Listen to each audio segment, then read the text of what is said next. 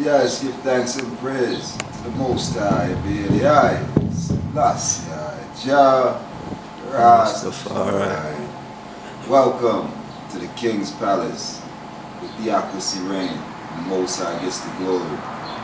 I is here this hour, this very hour, to glorify His Imperial Majesty in this coronation, 84th coronation year. Yes, 84 thunderbolts clapping Babylon in the judgment hour. Hot! None shall escape this judgment. Yes, let Jah rise and all his enemies be scattered. Those that hate him flee before him.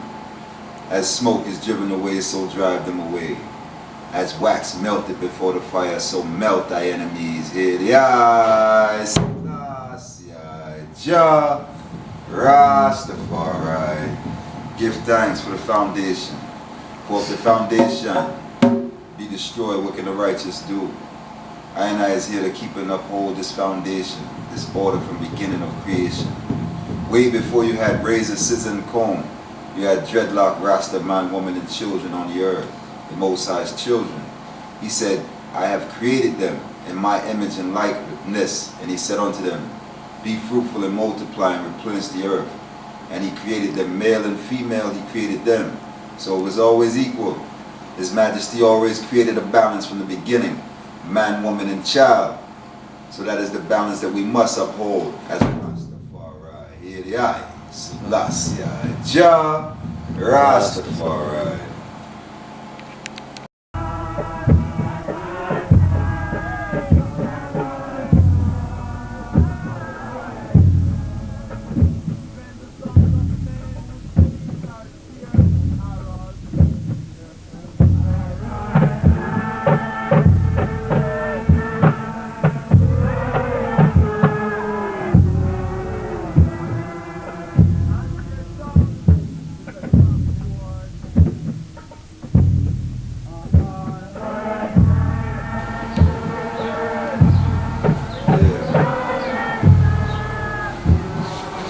Fire hot and roll, rattle roll. Fire bingy order. His Majesty's scriptures is always open, glorifying His Imperial Majesty. This is the Naya Bingi house, and also, this is the headquarters. This is also the tabernacle. It's where we give thanks and praise to His Imperial Majesty. So you know, say in Atlanta we holding this order firm and will ever hold it, because I need to know who His Imperial Majesty is. He's the conquering lion of a tribe of Judah, elect of Himself, light of the world, light of the whole world. Yes, His Imperial Majesty shine light. And Ethiopia was in darkness until His Imperial Majesty brought electricity to Ethiopia. He brought railroads. He brought bridges. He also built the airport, which is the best airline, Ethiopian Airlines, to this day. So you have to know your history and be proud to be an Ethiopian. I as Rastafari fly the ice gold and green. This ice gold and green is the colors of I free land, our independent freedom that we live for and we uphold, and we burn fire for Babylon too. It dropped. A hot pit. Yeah, we got a fire pit built for them too. Right there, you can cut it.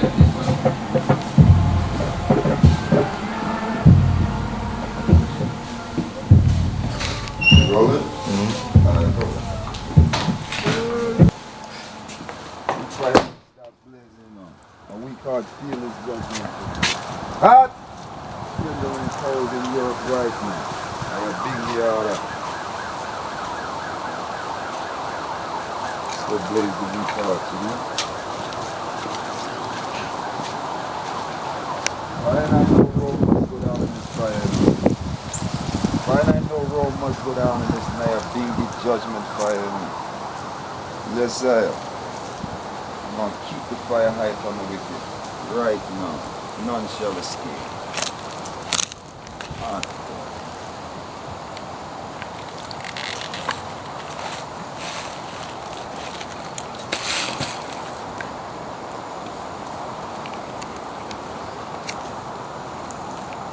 Morning, noon, and night. 7 lights, the fire blazing the week hard. No water can put out a Nyabingi fire, you know. I'll never get that wrong. Nyabingi fire blaze continuously, and it burned Babylon. So when I burn this fire, I is burning this whole system that have I oppressed, because my people is way too comfortable in captivity. We have to know, say, who we are as a people and what we're defending. We have to defend this. We have to defend the earth. We have to defend the soil. We have to bring food from the earth so that we can eat and provide for our own. Man say a vegetarian and don't grow food.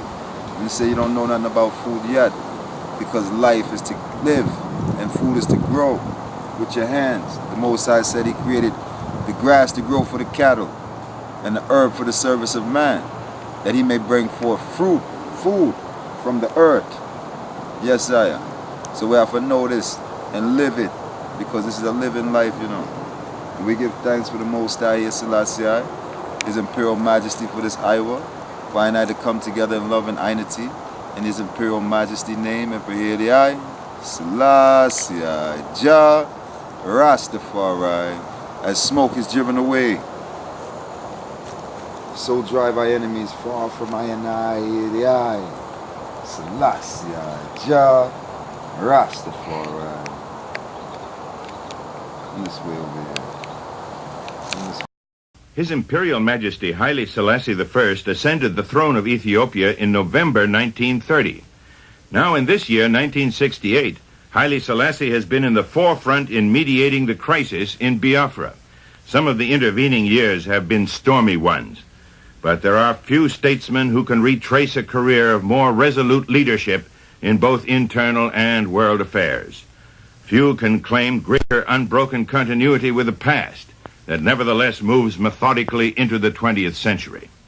At the same time, few have seen more anguish and defeat than Haile Selassie, of whom biographer Leonard Mosley has written in projected epitaph, he shaped rather than waited upon events. Just 7 months after he became emperor in 1930, Haile Selassie gave the people of Ethiopia their first written constitution.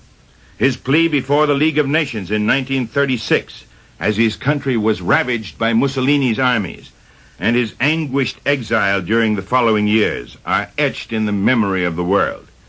When he regained his throne in 1941, his refusal to allow retaliation against the defeated invader was viewed with disbelief. On this day, he said, "I owe thanks unutterable by the mouth of man to the loving God who has enabled me to be present among you. Today is the beginning of a new era in the history of Ethiopia. Since this is so, do not reward evil for evil. Do not commit any act of cruelty like those which the enemy committed against us up to this present time."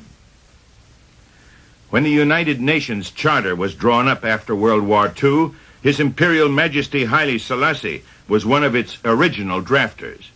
In 1963, he established the Organization of African Unity to encourage cooperation among African states and to coordinate their efforts to build a better life for all the peoples of Africa.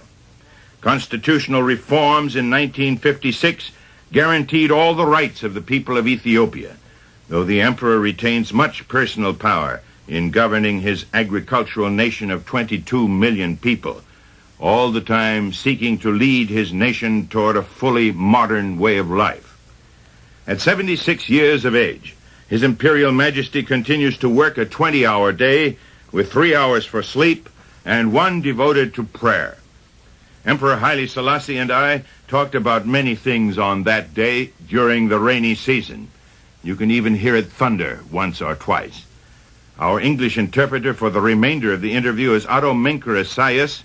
Otto, by the way, is the Ethiopian equivalent for Mr.